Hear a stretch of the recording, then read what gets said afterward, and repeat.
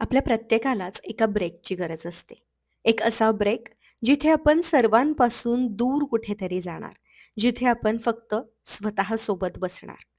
शांतपणे बसून आपल्या जीवनाचा आढावा घेत असताना बऱ्याचदा आपल्याला जाणवतं, की आपण खूपदा चुकलेलो आहोत किंवा आपल्यासोबत बऱ्याचशा चुकीच्या गोष्टी झालेल्या आहेत.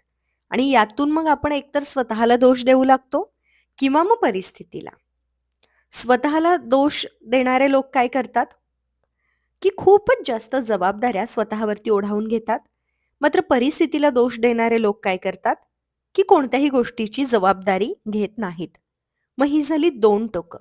खूप जास्त जबाबदारी घेणं, खूप जास्त ओझं करून घेणं किंवा मग अजिबातच कोणत्या गोष्टीची जबाबदारी न घेणं.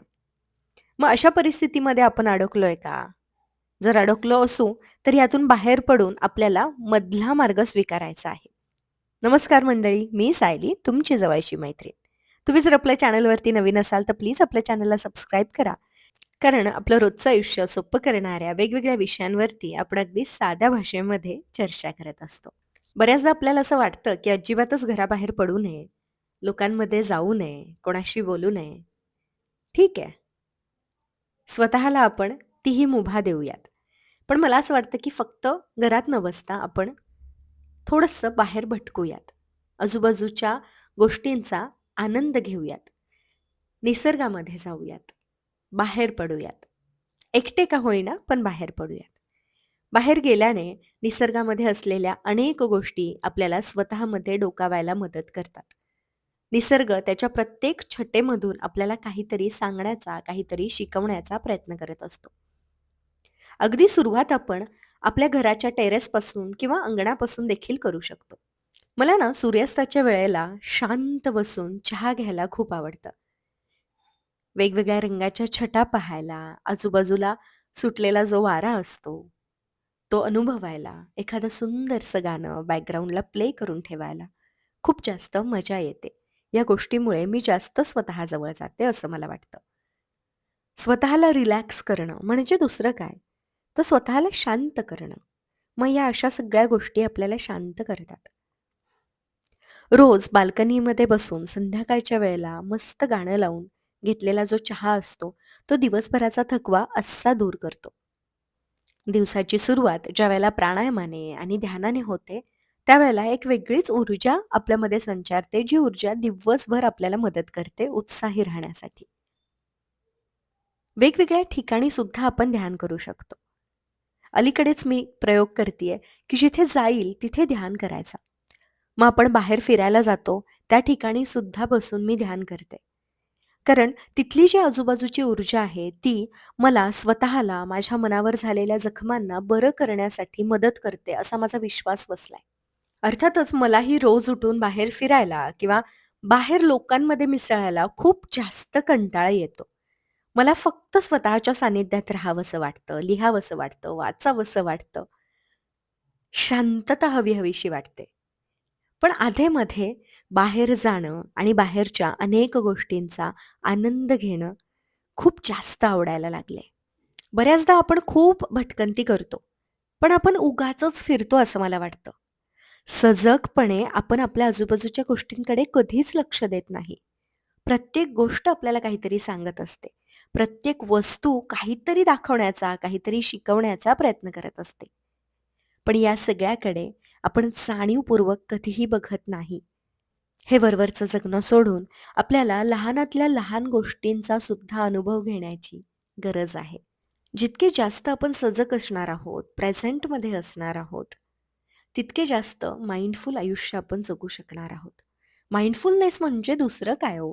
हेच तर आहे, की तुम्ही जे करताय ते अगदी आत्मीयतेने, जाणीवपूर्वक करा.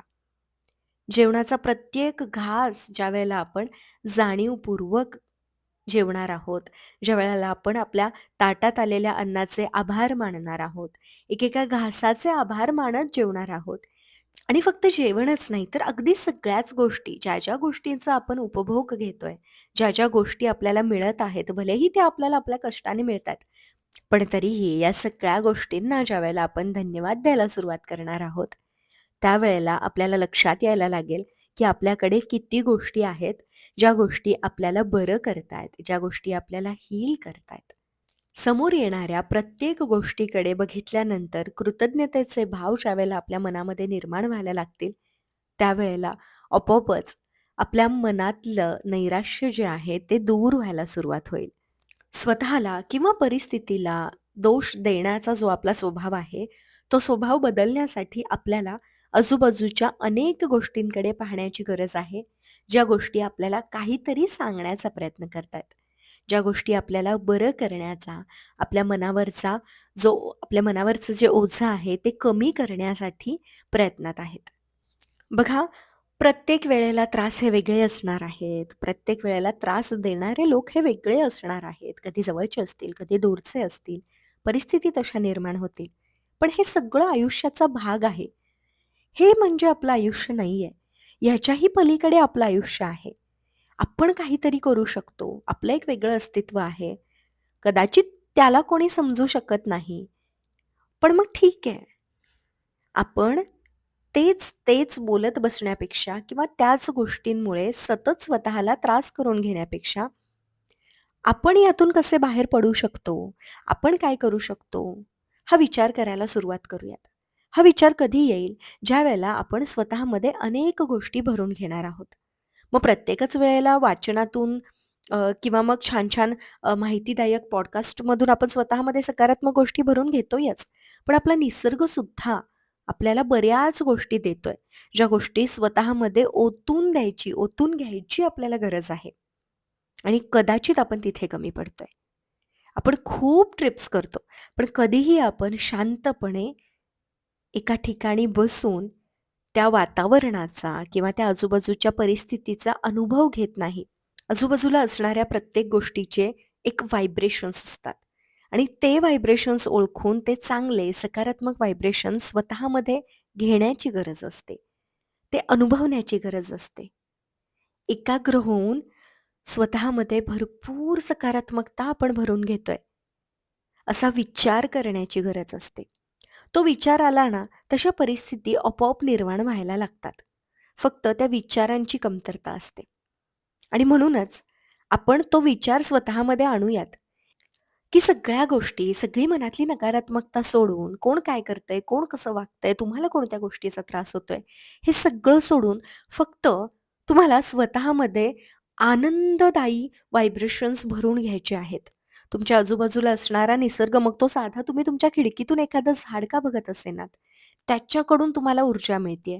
ते झाड तुम्हाला काहीतरी सांगण्याचा प्रयत्न करतंय. प्रत्येक अशी गोष्ट निसर्गातली जी फक्त तुमच्यासाठी आहे आणि ती तुम्हाला भरपूर देण्याचा प्रयत्न करतेय, ते घेऊयात.